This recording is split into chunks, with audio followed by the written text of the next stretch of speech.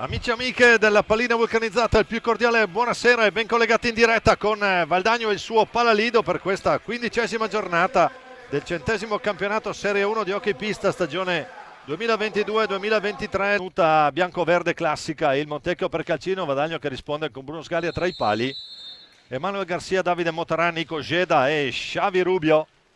Intanto Emanuele Garcia che ruba palla, Nico Geda ci prova subito, doppietta. Si presta poco attenzione all'errore in ripartenza. Zanini, c'è il 2 contro 1, ci mette una pezza. Motaran su posizione, pallina bassa e molto velenosa. Giuliano Giuliani dall'altra parte, cerca, lanza e schiaccia. Che numero qui! Giuliano Giuliani intanto carica il tiro. Giuliani, pallina che arriva pericolosamente lenta. Mir, un giro 3 sul lento, prova ad andare via. Manumir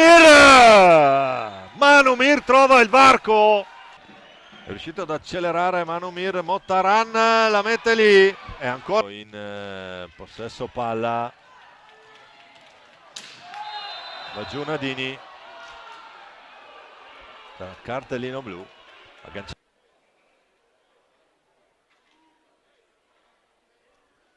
Tutto pronto, può partire Nadini.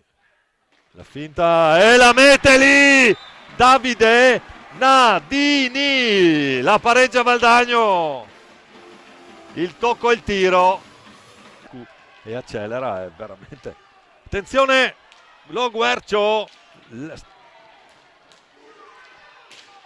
mamma che parata ancora di Martinez, ma la riprende Vega, attenzione, va tutto solo Lo Guercio.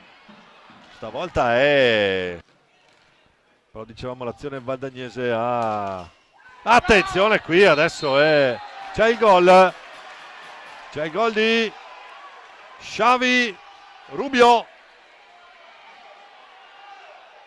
mette piano al centro lì, ma Giuliani è il più veloce di tutti, la finta di Giuliani la mette lì, ci ha provato qui Cardella. Xavi Rubio comincia l'ultimo giro di lancette, attenzione Lo Guercio, prova il risultato finale. Valdagno batte Montecchio per Calcino 2-1, le riprese